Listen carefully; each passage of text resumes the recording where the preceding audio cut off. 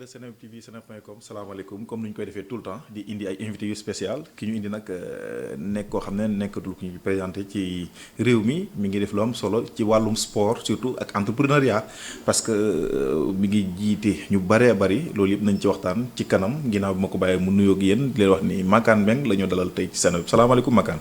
waaleykum salaam Bara. maa ngi lay nuyu bu baax di la ziar. di kontaan ci invitation bi. donc di nuyu ñëpp ñu ñuy seetaan à travers Seneweb. di nuyu aussi le DG. di ko ziar bu baax di nuyu aussi toute l'équipe de Gaston Production. et tous les Sénégalais yoo xamante ñu ngi seetaan à travers Seneweb. maa ngi tàmbali naan la ku yëngatu ci wàllum sport ak entrepreneuriat. ndax sport bi li ci nit ñi di def mi ngi delluwaat ci ñoom maanaam les entrepreneurs. ndax mi ngi delluwaat ci ñoom. bon xam nga sport suñu nee sport dañ ko généraliser xëy na mën naa focus un peu ci côté foot peut-être ak côté lamb. ndax ñaari secteurs yooyu xëy na foot bi nekkoon naa ci tuuti. et aussi lamb maa ngi ci ça fait un bon certain temps. lu ma ci wax rek mooy c'est pas tout le temps que ngay réussir. parce que sport dafa laaj sponsoring. dafa laaj jàppale. dafa laaj ay sociétés yu ñëw soxla visibilité ñëw jàppale sport bi. donc loolu su amulee rek. day xaw a difficile pour que le promoteur ou bien celui qui organise nekk ci sport bi bëgg am retour. su amul yooyu rek day xaw a jafe parce que juste les billets d'entrée wala yooyu taxul nga génn ci. non billet d'entrée mënuloo fay promoteur bi. non pas du tout benn làmb nii mën nga tëgg benn làmb stade bi lu mu fees xëy na benn lutteur bi lay fay donc l'autre lutteur il faut que tu ailles chercher les fonds mooy lan soit c'est le pay-per-view soit ce sont les sponsors qui ñëw pour bëgg visibilité jàppale la ci combat. dinaa ñëwaat ci pay-per-view bi ma ñëwaat ci wàllum sponsoring. gis nañ benn moment sponsor bëri woon nañ ci làmb ji këpp ci doon xëccoo. da ngeen doon jël sax ba ne doy na amatuñu place mais à un moment donné. sponsor yu bëri daw du mën a yëpp mais yu bëri daw. moment boobu noo leen doon def da ngeen doon def di perte rek. waaw moment boobu perte yi moo ëppoon que gain yi plutôt on va dire parce que xam nga rek plus ngay dem plus cachet mbëri di yokk su dee nag da ngay dem plus cachet mbëri di yokk plus ngay dem sponsor yi di wàññeeku day jafe moo tax les fois nga gis kenn dugg ci làmb du ci yàgg def 1 an 2 ans daw wala def 3 ans génnaat wala nga yàgg ci mais nga finir avec des problèmes soit de justice wala leneen ak leneen gis nañ fi ay exemples yu bëri. donc yooyu moo koy waral nag. vouloir faire l'impossible ba nga dugg ci ay nguuta. donc ku nekk ci làmb rek na nga ko étudier. def ay parce que làmb aussi dafa laaj organisation da nga war a budgétiser et puis monter un dossier. comme une entreprise normale. mais ñëw rek woy combat bi neex na def ci xaalis bu dul jeex ba pare toog di xaar. mi ngi mel ni baykat bi rek. maanaam mu ñëw suñu jiw bi te organisé wu ko bi di xaar su tawulee tey mu dee. loolu kese la su tawee nag dina neex. mais c'est pas tout le temps lay taw. te sax mun na taw te du neex. waaw léegi mun na taw te bayoo ko bay normal day booy. exactement loolu yëpp a ngi ci ay astuce la. yow nga ñëw fekk ndeysaan suñu papa ji dem si yàlla si baliser la terrain bi. maanaam moom bu ñu nee làmb rek dañ naan Gaston. effectivement tey jii yàlla def na li gën nekkatu fi yow yaa fi ne. ndax sentir nga benn vide. ak benn manquement ci sa liggéey. bon ci ñàkk fee nekkam. waaye bon c'est normal parce que père Salif Mbengue di Gaston. yàlla na ko yàlla yërëm xarit. amiin duñu toog te duñ ko ñaanal chaque fois dañ koy ñaanal et puis ñuy wax ñëpp. képp koo xamante ni mës nga jëflante ak moom. képp ku ko soppoon ñuy continuer parce que ñaan du doy. ñu koy ñaanal làmb su yegsee fii ginnaaw yàlla moom la. waaw. loolu moom amul kenn ku mën a wax le contraire. donc tracé na terrain bi. avec une expérience depuis 92 donc instant bi ñu ngi ci presque 33 ans d'expérience man maa ngi ñibbisi parce que j'étais en Europe maa ngi ñibbisi en 2012. ci laa commencé nekk ci ginnaawam di xool di jàng. mais li ma la woon jàng aussi c'était un peu dans le marketing et communication. donc ku ci woon xam-xam. ñëw nag ak expérience am moom. maa ngi commencé en 2021 yaa ngi wax léegi Lac de Guiers Eumeu Sène donc lamb boobu man maa ko tëgg à partir de foofu nag laa commencé jël lenge yi. ba tey nii may wax ak yow.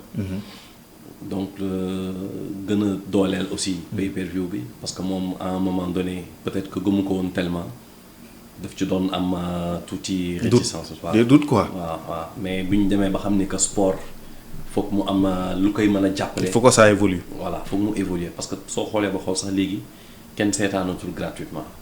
waaw doo dem fenn ba ñu tegal la gis nga Champions League. soo ko bëggee seetaan da ngay fay. am na yenn match box yoo xam ne soo ko bëggee seetaan da ngay fay.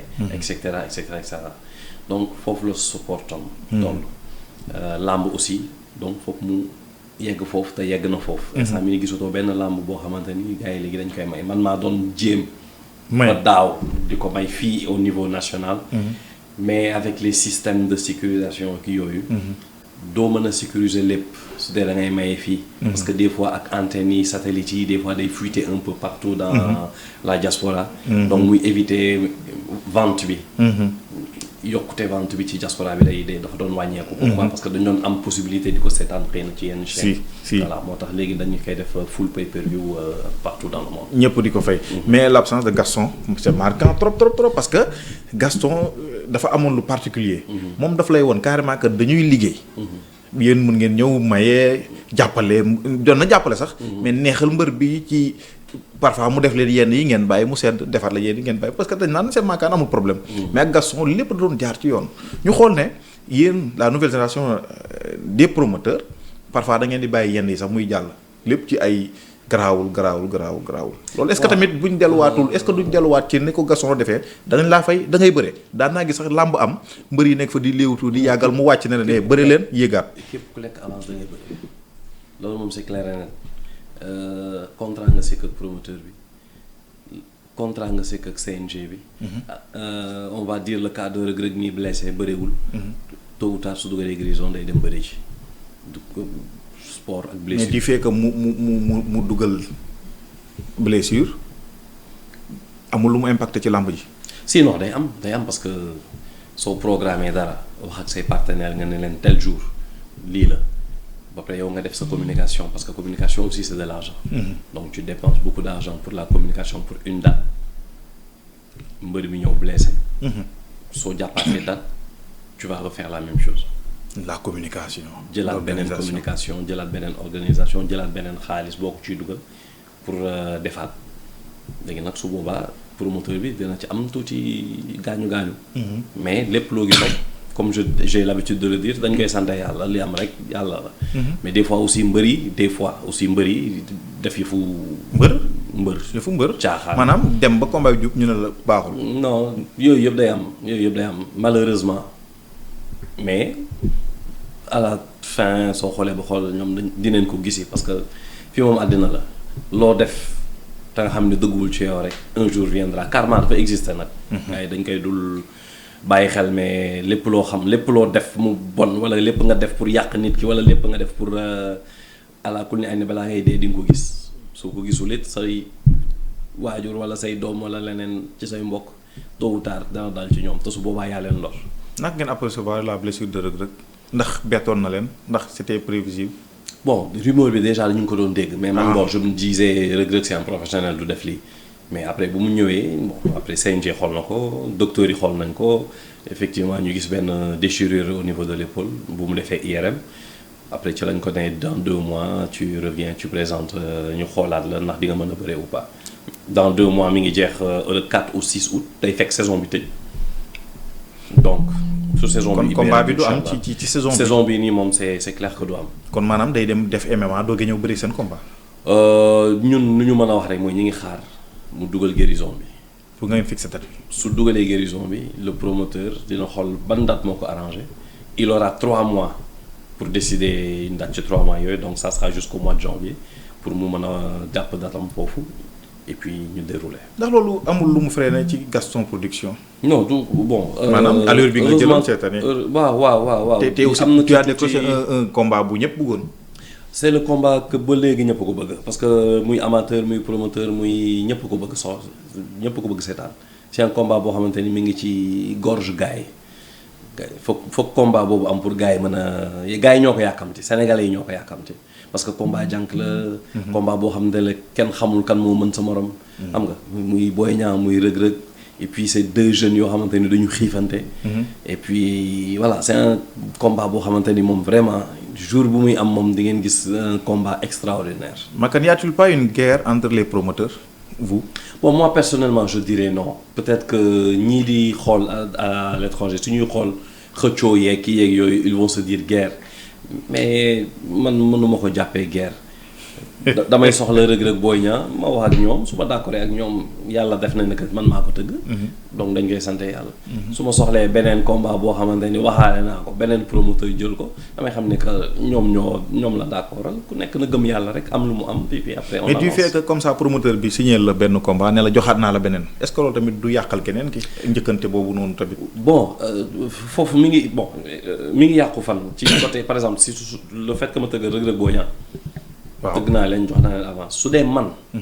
maa ñëw joxaat leen avance pour un deuxième kii xam nga du metti du am problème parce que c'est le même promoteur. le problème revient. mooy mu lekk sa avance jël avance keneen voilà parce que l'autre promoteur jël na avance keneen mais day xaar tant que parewul ak man du mën a bëre l'autre promoteur. donc loolu mooy jafe-jafe wu deux avances avec deux promoteurs différents. loolu kese la. et seen digganteeg CNG ça va vous les promoteurs. bon ndax amul yenn moom lañ fi teg. pour muy dérouler lamb ji. nous on est les bailleurs. maintenant le CNG est là pour réguler. Pour réguler on est forcé de travailler. avec eux c'est normal. kuñ fa mënti tegit dans tous les cas même su doon Makan dañ ko tegal koo xamante ni neexu ko day liggéey ak moom par force parce que man maay indi sama xaalis man maay tëgg man maay def li ma war a def. ok parce que excusez-moi la fois passée dama ku ma toogoon ñoo tax mu ne ma est-ce que xam nga ne CNG promoteur bu tëgg làmbam ci li mu wax ci analyse am quoi bu tëgg làmbam dafay am ay règlement boppam yu mu imposer CNG par exemple nee nañu combat bi passé de Zarko dañoo fexe ba Zarko bañ a indi sawu mbaam bi exemple am na combat Ama Baldé boo xam ne dañoo fexe woon ba Ama bañ a indi jaan bi loolu yëpp promoteur moo ko décidé woon ak CNG ñu daal di indi loolu est-ce que loolu am na. non yooyu ay en fait erreur la des fois nit ñi aussi wax dara te fekk xamuñu la moo nekk ci texte yi. texte yi day tere jaan moo tax am naa ñu tere bu mu indi jaan. texte yi day tere sawu mbaam bi. aye da koy tere amoo droit xëpp sa adversaire liquide.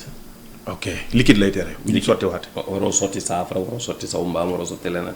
donc amoo droit def ko. donc loolu yëpp CNG da koy tere. donc mi ngi ci texte yi maintenant ku ko def ay daan moo la ciy topp rek. bi am naa indi woon jaan bi mu bëree. duñ ko daggee. combat bi ci topp bu mu ñëwee indiwu ko. ndax lan loolu la même chose Zarko bii. dañ ko ne soo ko idée soo ko defee. lii lañ lay def moo tax gis nga bii ba defu ko. donc su dee am na rigueur bu mu am rek dinañ éviter lu bëri. keroog dama seetaan sama copain Aba na ñëw ci journée bi ñu jëma Aba ne Aba sama mbokku taali sama grand mu ne ci ay foofu mu ne waa Alburax bàyyi leen Makan mu tëgg ngeen nag ba pare neex na mais bàyyi leen Makan mu tëgg. waaw comédien la day neexal làmb c'est un guerrier comme si que. yow ak Alburax dafa jël exemple xam nga Alburax dafa tëggoon au mois de c'était au mois de février. Ouais. Le 16 février. combat bi jeex ndeysaan mu am ku ci gaañu yàlla ko yàlla yërëm xarit àjjana. waaw donc de ce fait. affaire bi commencé nag indi ampleur. léegi nag ministère de l'intérieur jël décision arrêté lamb ci. fekk man maa ngi doon tëgg le 23. donc 3-4 jours avant làmb ji. ñu ne làmb ji tëj na. léegi nag gars yi commencé wax oui moo fi tëgg moo fi yàq moo fi. ñu jiin ko nag bàyyi te fekk nekkate yoo affaire bi ñu ngi xewee. ca biti côté golf affaire yooyu. coow la rek. loo xamante ni gars yi nag ñoom sénégalais moom daa mën a interpréter. ñu ñëw rek ñu interpréter ko neneen mais ñoom defuñu dara. et ça va entre vous. non y a pas yenn c'est des mais on ne voit pas ko ngeen di coaliser di tëgg ay. waaw y a un moment boo xamante ni bon ñàkk déggoo am na ci mais y a eu un moment bon Aziz ñëw na déplacé wu na avec sa famille. xam nga ñu waxtaan et puis bon. ça va quoi lu ñuuloon yëpp weex na léegi. ñu ñëw ci journée bi nga xam ne moom la ñu dëgmal mu di week-end bi mu di combat bu am solo diggante Niang bu ndaw ak Ama Neex toftal ci ay combat yu neex yoo xam tamit mi ngi ci biir comment ça se prépare et est-ce que la communication passe actuellement? waaw la communication passe vraiment parce que soo xoolee déjà les 2 open press yi jàll muy bu Niang bu ndaw y avait foule bu extraordinaire et puis la même chose hier kii moo doon def Ama Neex moo doon def moom tam la même chose dafa mel ni waa Rufisque waa Tëngéej dañoo xabtalu démb waaye parce que lu ma gis démb ci foule ci open press bi gën na am Tëngéej quand même donc ça promet la communication passe avec les ñi ngi communiquer ci télé yi ñi ngi communiquer ci réseau yi rajo yi ñi ngi wax donc la preuve Seneweb moom tamit ndeysaan bëgg jàpp ci combat bi xam nga insister pour inviter Makan ma ci leen di remercier bu baax juste loolu pour jàpp ci communication bi donc je pense que ci wàllum site yéenay premier loolu moom ñëpp seedal nañ leen ko liggéey bi mi ngi rafet leen gën di encourager mais ma sànni xeer mbër yi nag parfois dañuy raciste de ñoom ci télé lamb yi rek la ñuy bëgg a dem non mais gis nga non daf leen di tooñ télé gis nga xam nga soo leen invité woon nii nag Seneweb suñu xamee ne valeur u Seneweb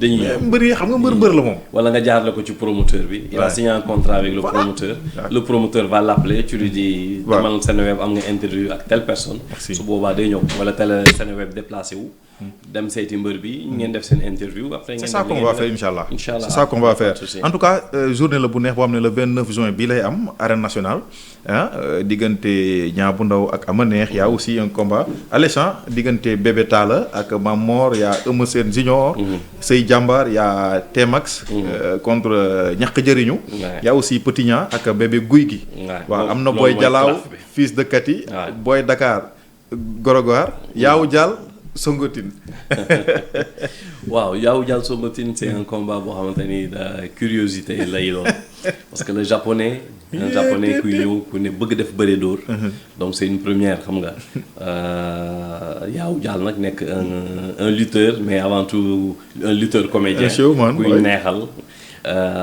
donc moo tax mu am attraction tuuti. na moytu mu laaw ko de. loxo yi wow kong la def waaye kii champion la. moom def na sport def na gréco def na. boxe thaï su ma juumul. donc am na ay armation yu mu def yoo xamante ni. su ñëwee dina ko appliquer ci jouru làmb ji. donc moo tax mu nekk combat bu xaw a attractant tuuti y a un autre phénomène Boy Dakar. xam nga mi ngi war a bëre ak Gaaru Gaar. et puis y a un combat benn phénomène bu jugee Thiès aussi. ku ñuy wax Boy Jaxaaw. moom tam mu war a ñëw bëri ak fils de Kati. bawal yi. donc c'est des combats spéciaux yoo xamante ni yooyu mën na def tête d'affiche ci yenn promoteurs yi. absolument voilà donc mu bokk ci kii bi ak troisième journée CLAF bi mooy li nga lim léegi. et puis le grand combat. Reug Reug Boy Niang ci la waroon bokk mais malheureusement on va le faire l'année prochaine, Inch'Allah. Et que penses-tu de ce qui se passe actuellement, la promotion et la montée du Fils de Tigre? Waaw, ndeysaan, Fils de Tigre, c'est doomu champion là. Ouais. Voilà, doomu champion nag champion rek la war a mën a doon. Il a fait une première sortie jëlee na ci défaite mais warul décourager. am na ñuy wax sax ni Mbaye Gueye bu muy commencé làmb bu mu soogee door moom premier combat am tam défaite la woon. xëy na ci tànk boobu la nar a dem. gars yi bëgg nañ ko. Surtout les jeunes filles là. mais jox ko combat. non moom xam naa ne du chômer parce que. suñu mbëru koñ la promoteur lu mu bëgg rek.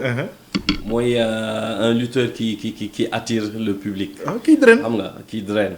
te moom commencé gul déjà il commence à avoir la sympathie de tout Grand Dakar, Fass et cetera. et yàlla na ko yàlla jàppale daal. waaw parce que s'il continue non dina bëre kooku xam naa ne dina bëre. waaw incha allah man moom gëj naa faral mbër moom. du ma wax sama mbër fii nag balaa ñu naan day far mais. Mbadou Fils de Tigre suñu mbëru koñ la Gueule Tapée Fass Colobane. non am ngeen mais zone boobu nag am ngeen dara de. y a un gosse qui s'appelle Déranger. kooku. y a Déranger y a Ada Fass. y a Fils de Tigre. am na Mor Kankang ak Colobane. Siteu bu anti. Siteu bu anti.